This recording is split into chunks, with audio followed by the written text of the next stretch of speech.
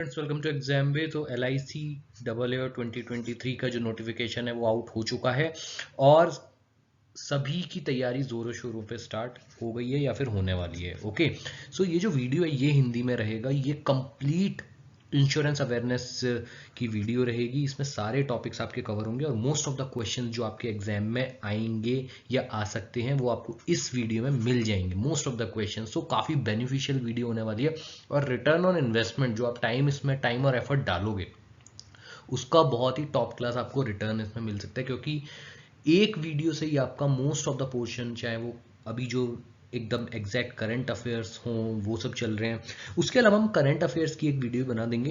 तो उससे क्या होगा कि आपके लिए एक तो इंश्योरेंस अवेयरनेस और करंट अफेयर जो एकदम रीसेंट जो अपडेट्स चल रही हैं, रीसेंट जो हैपनिंग्स चल रही हैं इस सेक्टर में, वो आपकी कवर हो जाएंगे। अगर आपको सेम वीडियो इंग्लिश में चाहिए तो आप कमेंट्स कर सकते हो। If you want same video in English, if you are from southern state, then you can comment. Okay, so start करते हैं। सबसे पहले व्हाट इज इंश्योरेंस। आप में से ज़्यादातर लोगों को पता ही है कि इंश्योरेंस होता है क्या है।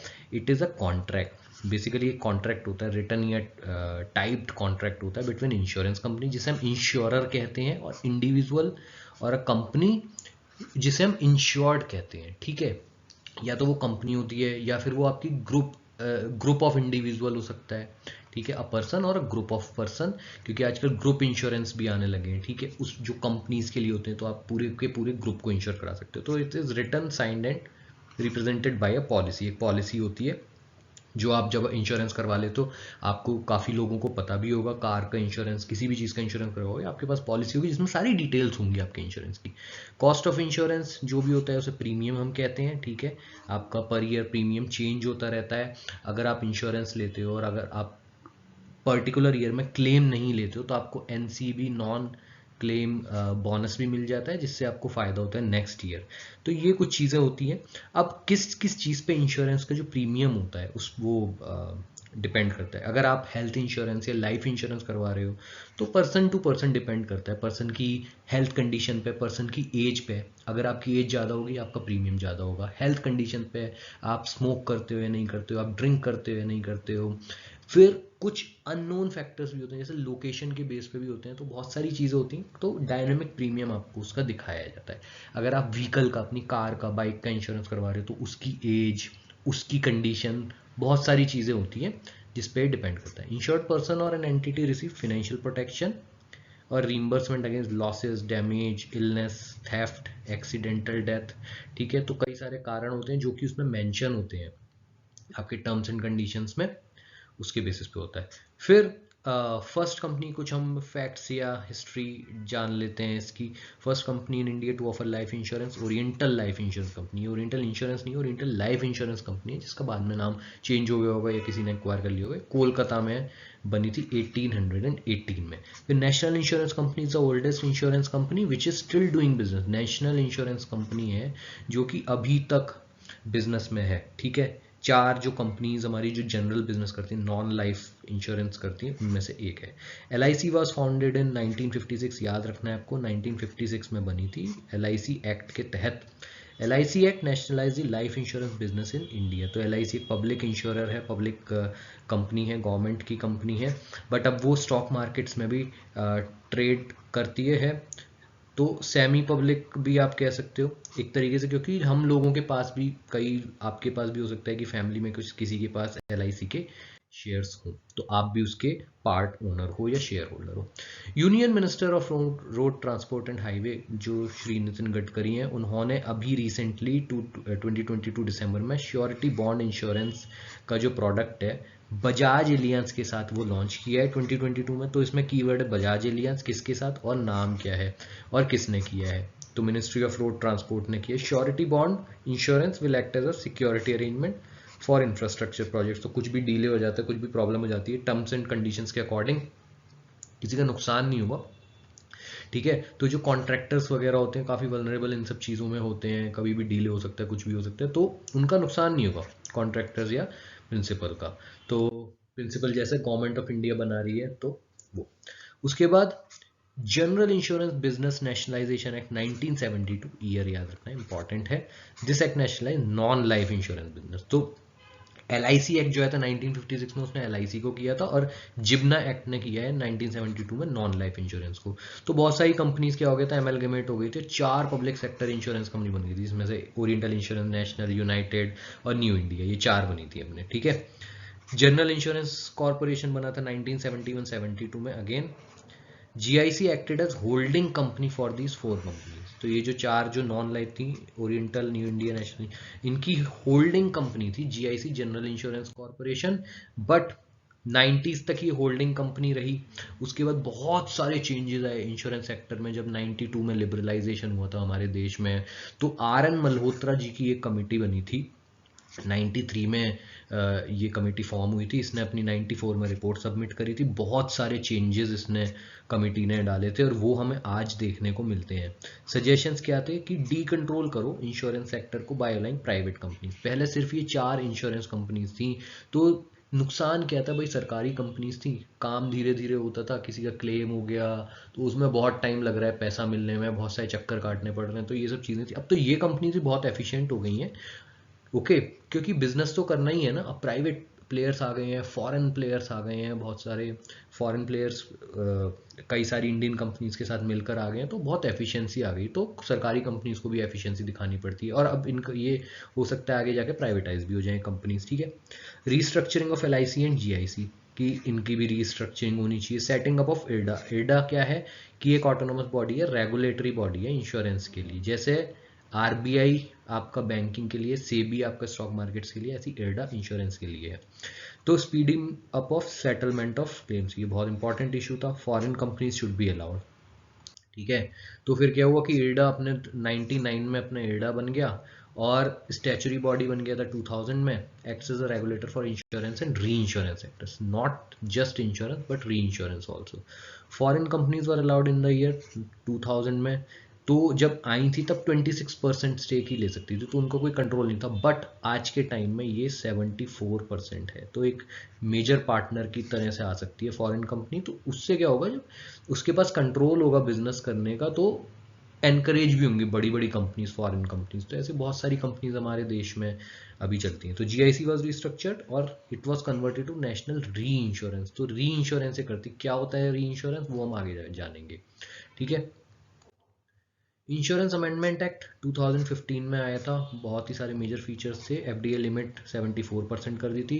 4 public sector general insurance companies were allowed to raise capital from public, ठीक है। इसीलिए अब ये स्टॉक मार्केट में भी ट्रेड कर सकती हैं, और इनमें से आई थिंक एक कंपनी है नेशनल इंश्योरेंस, जो कि NIACL, जो कि स्टॉक मार्केट में ट्रेड करती भी है। तो आप पब्लिक से पैसा रेज कर सकते हो। Government stake will decrease from present 100% to not less than 51%। मतलब अभी तक गवर्नमेंट ही इन्हें कंट्रोल कर रही है, 51% से कम नहीं है। फॉरेन कंपनीज इन री insurance business can set up branches and conduct business in India. तो फॉरेन कंपनीज भी आ गई, बहुत बड़ी बड़ी फॉरेन कंपनीज आ गई जो कि री इंश्योरेंस करती हैं GIC के साथ। LIC life insurance council and general insurance council have been now made self regulating bodies, तो ये भी बन गई थी, ठीक है। अभी क्या है, क्या सिचुएशन हमारे देश में, टोटल लाइफ इंश्योरेंस कंपनी 24 है। कई सारी कंपनीज के लाइसेंस अवेटेड हैं, तो आगे जाके और बढ़ जाएंगी। तो इन 24 में से LIC is the only public sector company, बाकी जो 23 है वो अपने प्राइवेट हैं, जिसमें इंडियन और जॉइंट वेंचर्स भी हैं। Active general insurance company at the end of 2021-27 था। अब ये चेंज भी होता रहता है, आई थिंक एक आध कंपनी और इसमें बढ़ गई है, और कई सारी कंपनीज के अगेन लाइसेंस अप्रूवल है। बट इंपॉर्टेंट चीज़ ये कि इन 27 में से 6 पब्लिक सेक्टर कंपनीज हैं, 4 तो हम डिस्कस कर ही चुके हैं, ओरिएंटल वगैरह। उसके बाद AICIL है जो एग्री इंश्योरेंस करनी है, आपको याद होना चाहिए, agriculture insurance company of India limited. और ECGC है एक्सपोर्ट क्रेडिट गारंटी कॉर्पोरेशन, जो एक्सपोर्ट इंपोर्ट सेक्टर में इंश्योरेंस करती है। जब आप एक्सपोर्ट करते हो तो आपके गुड्स वगैरह को, इन सबको। Number of companies in health insurance sector 5 और नंबर ऑफ कंपनीज इन री इंश्योरेंस इज 11, ठीक है। और ये पॉइंट अभी रिसेंटली फॉर इंश्योरेंस इंटरमीडियरीज, जो प्लेटफॉर्म्स वगैरह होते हैं जैसे ब्रोकरेज हो गए, अदर्स, जो FDA लिमिट है वो 100% है इंश्योरेंस इंटरमीडियरीज के लिए, जिसमें प्लेटफॉर्म कंपनीज वगैरह हो, जैसे पॉलिसी बाजार सबको पता ही है, India largest insurance aggregator market place है ये इंडिया का। तो FDA लिमिट चाहे तो इसमें 100% भी होती है, तो खैर इंडियन कंपनी है। पॉलिसी बाजार को IRDA से लाइसेंस मिल गया है to set up 100 offline outlets across India, तो ऑफलाइन भी इंश्योरेंस कर सकती है। अब हम पढ़ेंगे LIC के बारे में। लाइफ इंश्योरेंस कॉर्पोरेशन सरकारी कंपनी है, government own. LIC is the largest insurance company in India by asset value, तो बहुत पुरानी है और बहुत पुराना बिजनेस है, तो सबसे बड़ी कंपनी है। बट कुछ कंपनी जैसे HDFC life insurance, ICICI prudential, SBI life, ये कंपनीज चैलेंज कर रही हैं LIC को, क्योंकि इनके एफिशिएंसी ज़्यादा है और पॉलिसीज कुछ बेटर है। It was founded in year 1956, हमने पढ़ाई। अभी जो प्रेजेंट चेयरमैन है इंपॉर्टेंट है, मिस्टर MR कुमार है, मार्च या अप्रैल तक ये है। हेडक्वार्टर इसके मुंबई में, सबको पता है। 8 जोनल ऑफिसेज हैं इनके। LIC का स्लोगन हमें याद रखना है, योगाक्षेम व्याहाम्यहम, संस्कृत से लिया गया है, जिसका ट्रांसलेशन है your welfare is our responsibility. कभी कभी ये पूछ लिया जाता है। LIC की टैगलाइन है, जिंदगी के साथ भी जिंदगी के बाद भी। ये भी कई बार पूछी गई है पहले के एग्जाम्स में, तो हमें पता होनी चाहिए वैसे भी, फॉर हमारी जनरल नॉलेज के लिए। सब्सिडरीज क्या है LIC की? LIC हाउसिंग फाइनेंस लिमिटेड है, ये हाउसिंग फाइनेंस देता है अगर आपको होम लोन्स वगैरह चाहिए। फिर पेंशन फंड है LIC का, NPS में भी इनका होता है, तो पेंशन फंड करते हैं। LIC इंटरनेशनल जो ओवरसीज बिजनेस संभालता है। LIC कार्ड सर्विसेज, जो क्रेडिट कार्ड वगैरह इनके आते हैं। LIC म्यूचुअल फंड भी है। और IDBI बैंक है, जो कि सून टू भी प्राइवेटाइज, जिसके प्राइवेटाइजेशन होने की बात चल रही है। कई सारे इन्वेस्टर्स है, शायद 2023 में प्राइवेटाइज हो भी जाएगा। LIC कार्ड्स सर्विसेज, इनके कुछ क्रेडिट कार्ड्स हैं, ये आप देख सकते हो। एक्सिस बैंक के साथ मिलकर इन्होंने पार्टनरशिप करी हुई है, क्रेडिट कार्ड निकाले हुए हैं। इंश्योरेंस प्रोडक्ट्स ऑफ LIC क्या होते हैं? एंडाउमेंट प्लान्स होते हैं, जिसमें इंश्योरेंस भी होता है, प्लस आपका कहते हैं कि भाई आपका इन्वेस्टमेंट भी है, आपको पैसा मिलेगा। बट अभी तक का जो एक्सपीरियंस रहा है, ये उतनी अच्छी पॉलिसीज रहती नहीं है। अगर आपको पॉलिसी लेनी है तो एंडाउमेंट के बारे में आप पहले बहुत अच्छे से रिसर्च करो, तभी आप लेना। सबसे अच्छी जो पॉलिसीज होती हैं वो टर्म इंश्योरेंस पॉलिसीज ही होती है, ठीक है। फिर होल लाइफ हो गया, मनी बैक हो गया, माइक्रो इंश्योरेंस हो गया। माइक्रो इंश्योरेंस प्लान्स क्या होते हैं ये आपको पढ़ना है। LIC पेंशन और हेल्थ प्लान्स होते हैं, जो हेल्थ इंश्योरेंस हो गया।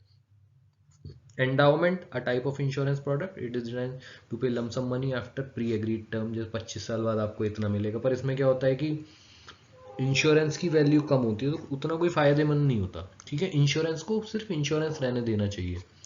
Whole life policy, this type of policy means in for insured person entire life time. अच्छी पॉलिसीज होती हैं भी। मनी बैक पॉलिसीज होती हैं, जिसमें आपको पेमेंट मिलता रहता है। टर्म इंश्योरेंस होती हैं सिंपल, तो provides payment for sum assured only if the life insured faces death with in the tenure of the policy. अब टेन्योर कितना होता है वो आपके ऊपर है। फिर माइक्रो इंश्योरेंस होते हैं, design for low income families, ऐसे कुछ प्लान्स बनाए हुए, तो आपको याद रखना माइक्रो इंश्योरेंस क्या होते हैं और क्या एग्जांपल है। भाग्य Lakshmi, new Jeevan Mangal. Health insurance cover diseases accident, जो भी हेल्थ इंश्योरेंस होते हैं सिंपल, ये हमारे होते हैं। फिर बैंक अश्योरेंस क्या होता है? बैंक्स प्लस इंश्योरेंस, तो बैंक इसमें क्या होता है? इंश्योरेंस कंपनीज बेच सकते हैं, और जैसे जो भी इंश्योरेंस पॉलिसीज बैंक बेचेंगे उन्हें इस पर कुछ कमीशन मिलेगा, ठीक है। तो इससे क्या है कि बैंक्स के लिए भी विन विन है और इंश्योरेंस कंपनीज के लिए भी विन विन है। अंडर बैंक एश्योरेंस, अभी आपको याद रखना है कि a bank can sold insurance products of 3 life insurance companies, 3 non life और 3 स्टैंड अलोन हेल्थ इंश्योरेंस। तो 3 कंपनीज के साथ टाई अप कर सकता है हेल्थ में, 3 कंपनीज के साथ नॉन लाइफ में, और 3 कंपनीज के साथ लाइफ में। तो ये याद रखना है, और ये अभी 9 हो सकता है आगे जाके बढ़ के, पर अभी नहीं हुआ है। Insurance is permissible form of business for banks under banking regulations act 1949। ये याद रखना है कि बैंक्स के साथ ये जो टाई अप होता है, बैंक्स को कहाँ से ये अथॉरिटी मिलती है इंश्योरेंस प्रोडक्ट्स बेचने की? ये इस एक्ट से मिलती है, ठीक है। Banks have to take prior permission from RBI। तो कुछ इसकी कंडीशंस होती हैं कि आपका 500 करोड़ से ज़्यादा का बिजनेस होना चाहिए, टर्नओवर होना चाहिए, इस तरीके से कुछ चीज़ें होती हैं। उसके बाद जीवन प्रमाण के बारे में हम पढ़ लेते हैं। Digital life certificate for pensioners होता है जीवन प्रमाण। आपको बस याद रखना है कि क्या होता है। It's a biometric enabled digital services for pensioners. Pensioners of central government, state government और any other government can take benefit of this facility. With this initiative, the pensioner's requirement to physically present himself in front of disbursing agency or certification become a thing of past। तो ये जीवन प्रमाण दिखा के काफ़ी चीज़ें मतलब easy बनाई गई हैं, बहुत सारी चीज़ें कि टाइम कम हो, आपको चक्कर काटने पड़े कम। तो अब क्या है कि ये भी आपके उमंग ऐप के थ्रू आप बिना जाए जीवन प्रमाण बना सकते हो। अब हम IRDA के बारे में थोड़ा सा पढ़ेंगे। IRDA की फुल फॉर्म हमें पता होनी चाहिए, insurance regulatory and development authority of India. किसे कंट्रोल करती है? इंश्योरेंस और री इंश्योरेंस सेक्टर्स को। ऑटोनोमस बॉडी है, स्टैचुरी बॉडी है, constituted under IRDA act 1999 by an act of parliament. Headquarter Hyderabad में है।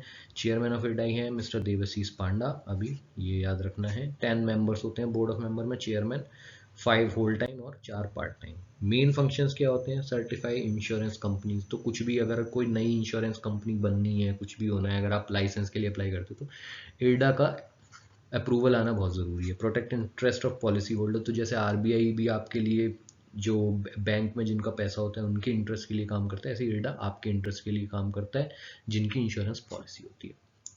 तो to issue certificate of registration, renew, modify, withdraw, suspend, cancel such registration to the applicant, मतलब कंपनी। Protection of interest of policyholders to conduct practical training for intermediaries, specify the code of conduct for surveyors and loss assessors। तो surveyors and loss assessors क्या होते हैं? surveyors वो होते हैं जैसे आपका गाड़ी ठुक गई, सॉरी गाड़ी का एक्सीडेंट हो गया, कुछ भी हो गया, तो सर्वेयर आके देखेगा कि कितना लॉस हुआ है, कितना आपका नुकसान हुआ है, और वो रिपोर्ट देगा, उसके बेसिस पे आपको क्लेम मिलेगा। Promoting efficiency in the conduct of insurance business, regulating investment of funds by insurance company. तो ये सब फंक्शन होते हैं, ये आप एक दो बार पढ़ लोगे तो आपको याद रहेंगे। फिर इंश्योरेंस एडवाइजरी कंपनी कमिटी क्या होती है? In exercise of the powers conferred by, ये जो सेक्शन है IRDA एक्ट का, इंश्योरेंस एडवाइजरी कमिटी क्या होती है, बस आपको ये पता करना है। Constitute by IRDA in regular manner in accordance with IRDA act. Total number of members should not exceed 25। ठीक है। The function of IAC is to advise IRDA on development, disclosure, regulatory aspect of insurance sector. तो एक तरीके से research करती रहती है क्या ट्रेंड चल रहा है मार्केट में, और IRDA को एडवाइस करती है, जिसके बेसिस पे IRDA अपनी पॉलिसी बनाता है। फिर इंश्योरेंस ऑम्बड्समैन, जैसे बैंकिंग ऑम्बड्समैन होता है, वैसे एक इंश्योरेंस ऑम्बड्समैन होता है। स्कीम ये बनाई थी गवर्नमेंट ऑफ इंडिया ने for individual policyholders to have their complaints settled in the court system in a cost effective, efficient and impartial way, appointed by governing body of insurance council। ये ombudsman को appoint करती है। One can approach the ombudsman with complaint if, अगर आपकी ये problem है तो आप कर सकते हो ombudsman को कि you have to first approach insurance company अपनी कंप्लेंट के साथ। अगर वहां पे नहीं होती है, रिजेक्ट हो जाती है, तब आप ombudsman के पास जाओगे। ठीक है। Life insurance council constituted under section 64C of insurance act 1938, ये याद रख लेना बस। Insurance act 1938, it is a forum that connects various stakeholders of the sector. Council है, वेरियस स्टेक होल्डर्स को कनेक्ट करेगी। Develops and coordinates all discussions between government, all life insurance companies are members. फिर ऐसी general insurance council है, तो ये इन सारी जो जनरल इंश्योरेंस कंपनीज है, री इंश्योरेंस वगैरह, वो इसके मेंबर्स है। ठीक है, बेसिकली स्टेक होल्डर्स को कनेक्ट करते हैं। फिर री इंश्योरेंस क्या है? द कॉन्सेप्ट बिहाइंड री insurance, sharing of, transferring of risk, sharing और ट्रांसफरिंग ऑफ रिस्क। तो ये कॉन्सेप्ट याद रखना है आपको। सपोज करो कि एक कंपनी है एक्स, परचेज इंश्योरेंस फॉर इस factories from N insurance company. वही इंश्योरेंस लेती है एक कंपनी कि हमारी फैक्ट्रीज को आप इंश्योरेंस कर दो, फायर के लिए, थेफ्ट के लिए, इन सब चीज़ों के लिए, कोई भी चीज़ हो जाती है तो इंश्योरेंस कंपनी उसका इंश्योरेंस कर देती है। जो कंपनी होती है, जो इंश्योरी कंपनी होती है, वो इंश्योरेंस कंपनी को पैसा दे देती है। ठीक है। Now there is an accidental fire after 3 months of insurance start date, insurance company has to pay insured amount to X. Suppose करो 10 करोड़ का इंश्योरेंस है, फायर, आग लग गई, सर्वेयर गया, उसने कहा कि हाँ जी 5 करोड़ का लॉस है, तो 5 करोड़ रुपए इंश्योरेंस कंपनी को देने पड़ेंगे, उस जो भी कंपनी है उसको। केस 1, अब इसमें क्या हो सकता है कि डिड नॉट परचेज री इंश्योरेंस ऑन द पॉलिसी। अब इंश्योरेंस कंपनी ने सारा का सारा जो रिस्क था वो अपने ऊपर रखा, री इंश्योरेंस नहीं लिया, तो 5 करोड़ जो है वो इंश्योरेंस कंपनी को देने पड़ जाएंगे। अदरवाइज क्या कर सकती है कि इंश्योरेंस कंपनी ने उस कंपनी का तो इंश्योरेंस कर दिया जो उसका क्लाइंट था, फिर इंश्योरेंस कंपनी ने री इंश्योरेंस करवा दिया किसी और री इंश्योरेंस, जैसे GIC से री इंश्योरेंस करवा लिया इस पर्टिकुलर क्लाइंट का, कुछ पैसे GIC को दे दिए, तो क्या हो गया कि रिस्क जो है वो शेयर हो गया, और जो प्रीमियम था वो भी शेयर हो गया। अब now shared between insurance company और री इंश्योरेंस कंपनी। तो ये एक तरीके से री इंश्योरेंस होता है कि आप शेयरिंग कर देते हो, और इसको प्री एग्रीड रेशियो की भाई 50-50 देंगे। अगर ऐसी आग लग गई या कुछ भी हो गया तो 2.5 करोड़ 2.5 करोड़ इंश्योरेंस कंपनी देगी, 2.5 करोड़ GIC देगी, मतलब री इंश्योरेंस कंपनी देगी। Okay, so in simple term reinsurance insurance for insurance companies. Simple. Two types of reinsurance होते हैं, एक तो ट्रीटी होती है कि reinsurance agreements cover all the portion of insurance risk they are effective for a certain time period. फिर होती है फैकल्टेटिव कवर्ड इंश्योरेंस अगर स्पेसिफिक रिस्क फैक्टर, तो इसके आपको याद रखनी कि ये तो भाई एक पर्टिकुलर टाइम पीरियड के लिए होती है प्री एग्रीड रेशियो, और ये एक पर्टिकुलर टाइप की ट्रेजेडी या इंसिडेंट रिस्क फैक्टर के लिए होती है basically. Proportional non proportional treaty and facultative can be proportional और नॉन प्रोपोर्शनल। तो proportional obligates the reinsurance to bear the portion of the losses. Non-proportional agreements kick when the insurance losses exceed a certain amount। कि भाई अगर suppose करो, इसमें क्या होता है कि सपोज जो कॉन्ट्रैक्ट में होता है कि 1 करोड़ से ज़्यादा का लॉस होगा तभी हम शेयर करेंगे, कम का होगा तो फिर इंश्योरेंस कंपनी देगी। तो ये होता है। GIC is the national insurer reinsurer of India. It provides reinsurance to the direct general and life insurance company। Okay, तो फॉरेन जो री इंश्योरेंस कंपनीज हैं जीआईसी के अलावा कौन सी? म्यूनिक री है, वर्ल्ड्स लार्जेस्ट री इंश्योरर है, जर्मनी की कंपनी है। म्यूनिक एक सिटी है जर्मनी में। स्विस री है, ये सेकंड लार्जेस्ट है दुनिया की।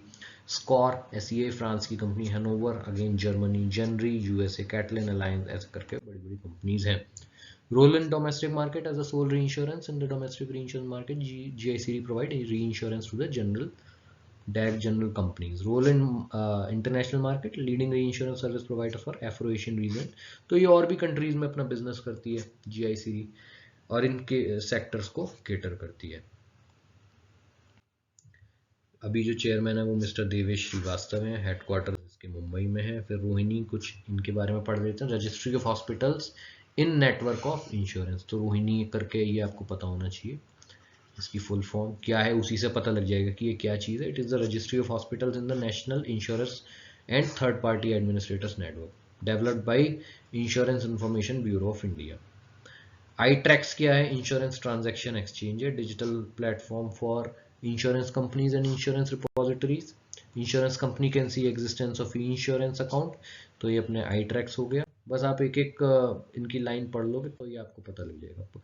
अब ये इंपॉर्टेंट है, परफॉर्मेंस ऑफ इंश्योरेंस सेक्टर की हमारे देश में कैसा कर रहा है। दो पैरामीटर्स होते हैं, तो इंश्योरेंस पेनिट्रेशन और इंश्योरेंस डेंसिटी। तो पेनिट्रेशन की डेफिनेशन क्या है? Ratio of premium underwritten to GDP of country. ठीक है, रेशियो बन जाएगी कि ये तो भाई प्रीमियम हो गया और ये हमारी जीडीपी हो गई, तो उससे पता लगेगा कि इंश्योरेंस की पेनिट्रेशन कितनी है। जैसे इंडिया में 2021 में ये आप देखोगे तो 4% से थोड़ी सी ज़्यादा हुई है, थोड़ी बढ़ रही है।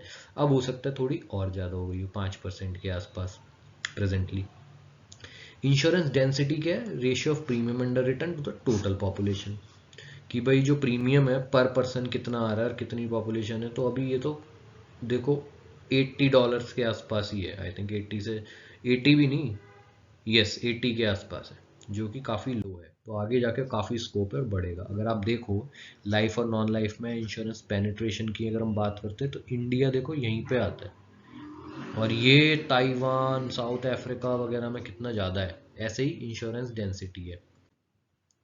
क्विक फैक्ट्स अगर हम ये देखें तो ये इनका, इन्हें आप अभी थोड़ा सा इग्नोर भी कर सकते हो क्योंकि ये बहुत ही ज़्यादा डायनामिक है। अगर आपको कुछ करना है तो इनके ईयर और इनके हेडक्वार्टर्स याद कर लेना। चेयरमैन वगैरह इतनी आसानी से नहीं पूछे जाएंगे क्योंकि काफ़ी ज़्यादा डायनामिक रहते हैं। एक बार आप बाद में इनकी प्रेजेंटली कौन है उसके बेसिस पे आप इन्हें कर सकते हो।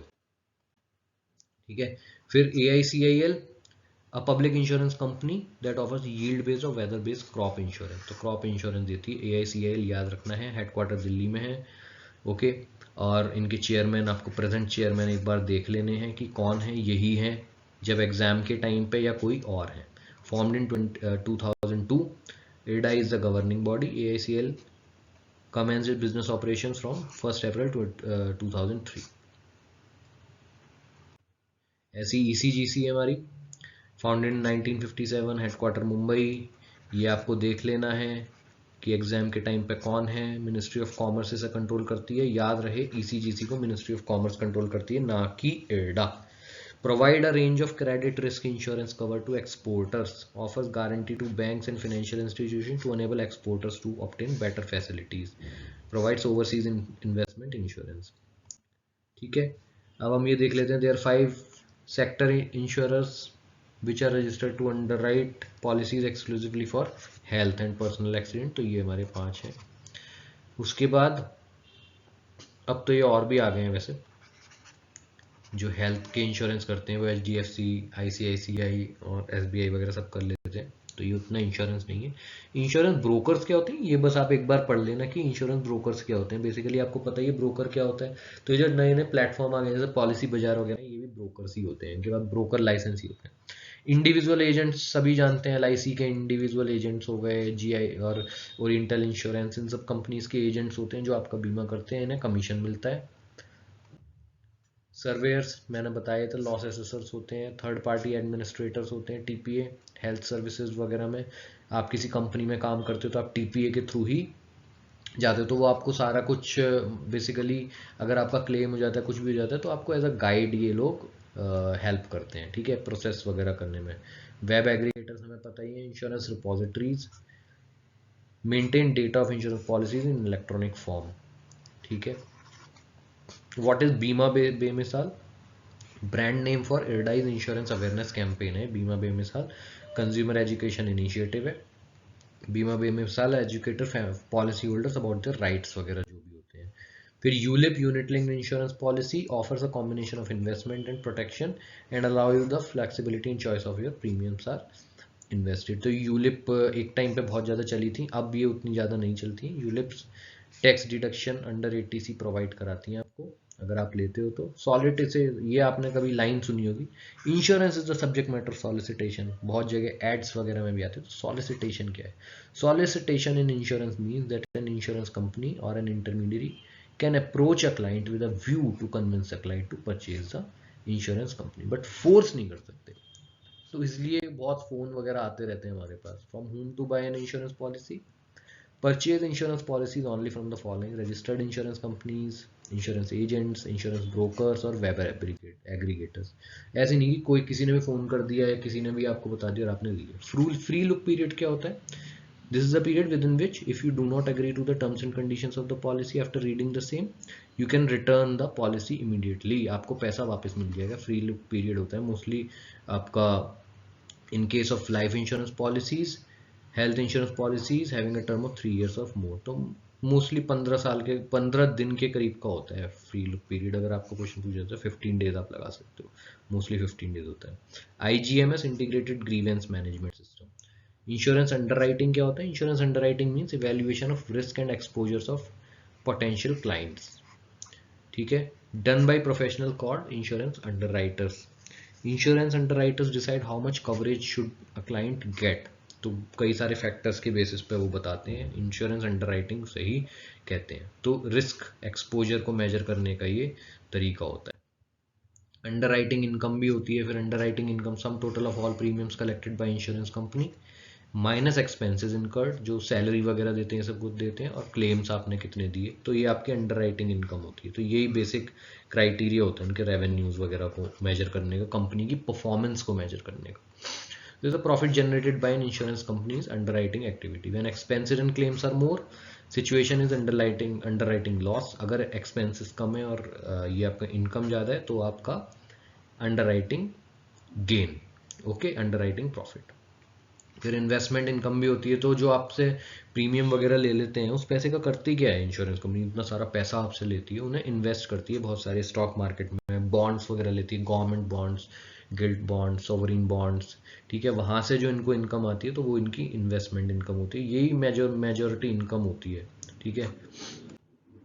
फिर $1 मिलियन राउंड टेबल होती है इनके एजेंट्स वगैरह की होती है। Global independent association of more than 62,000 of world's leading life insurance financial service professionals का होता है, MDRT, $1 मिलियन राउंड टेबल, ठीक है। तो इंडियन एजेंट्स वगैरह की ये होती है। Postal life insurance introduced in 1884, बहुत पुराना है। It started as a welfare scheme for the benefit of postal employees, फिर later extended to the employees of telegraph employees. Oldest life insurance in the country, अभी भी जो काम कर रहा है। अब कैसा कवर करता है? Central and state government, central state public sector undertaking इनके एम्प्लॉयज को, तो ये आपको पता होना चाहिए। Rural RPLI started on the recommendation of official committee for reforms in the insurance sector। तो ये रूरल हुआ था। फिर ये कुछ स्कीम्स है, संपूर्ण बीमा ग्राम योजना, इनके बारे में आप पढ़ सकते हो। International association of insurance advisers के बारे में आप इसे पॉज करके पढ़ सकते हो कि ये क्या है। इंडियन न्यूक्लियर इंश्योरेंस पूल, तो जीआईसी ऑफ इंडिया जो री है along with other several other insurance companies launched India nuclear pool of 1500 crore 2015 में लॉन्च किया था, इसकी वैल्यू याद होनी चाहिए। Provide insurance to cover the liability as prescribed under civil liability for nuclear damage. GST rate on insurance premium is 18%. GST will not apply in certain products. तो जो government की जो स्कीम्स है इंश्योरेंस की उन पे अप्लाई नहीं होगा GST, ठीक है। DICGC के deposit insurance credit guarantee corporation, इसके बारे में आपको पढ़ना ज़रूरी है। अभी लिमिट जो है 5 लाख करी है, तो subsidiary of RBI, not IRDA, subsidiary of RDI। It was established in 1978 under DICGC act. तो आप बैंकों में अपना पैसा जमा कराते हो, सेविंग्स अकाउंट में FD वगैरह कराते हो, रिकरिंग डिपॉजिट कराते हो, तो बाई चांस जो बैंक है, जैसे अभी रिसेंटली कुछ केसेस हुए भी थे, एक दो बैंक बैंकरप्ट हो गए थे, बेसिकली डिफॉल्ट हो गए थे, ठीक है। तो आपका जो पैसा है उसका क्या होगा, वो तो फंस गया। तो DICGC उस पैसे को इंश्योर करता है और अब आपको मैक्सिमम 5 लाख रुपए तक दे सकता है। अगर आपका 5 लाख से कम है तो आपको उतना मिल जाएगा, अगर आपका 5 लाख से ज़्यादा है तो आपको मैक्सिमम 5 लाख रुपए मिल जाएगा। इसके चेयरमैन है माइकल पात्र। DICGC does not ensure following type of deposits, तो ये आपको याद रखें कौन से deposits, FDs, recurring deposits, common man के जो भी डिपॉजिट्स होते हैं उन्हें इंश्योर करते हैं। फॉरेन गवर्नमेंट, सेंट्रल गवर्नमेंट्स उन्हें इंश्योर करके करेगा क्या यार, हजारों करोड़ के डिपॉजिट उन्हें 5 लाख रुपए थोड़ी देगा। तो सिंपल आपको इस तरीके से याद रखना है। Insurance information bureau of India IIB, insurance information bureau of India was established by IRDAI 2009 में। Objectives of IIB act as a single point of entire insurance industry, जो भी डेटा है उसका ये पूरा कस्टोडियन है। Insure data is available to various market players such as policy holders etcetera, provide benchmark rates for the industry etcetera. तो ये सब अपने चीज़ें करता है। तो ये हमारे मोटे मोटे टॉपिक थे, मैंने आपका 31 मिनट्स में कंप्लीट कर दिए हैं। आप स्लाइड को पॉज करके देख सकते हो, अगर आपको स्लो लग रही है तो 1.5 स्पीड में बढ़ाकर आप देख सकते हो। और अगर आप चाहते हो कि ये आपको PPT मिल जाए तो आप मुझे ईमेल कर सकते हो info@gmail.com पे, वो मैं डिस्क्रिप्शन पे भी डाल दूंगा। Okay, so all the very best guys, thank you.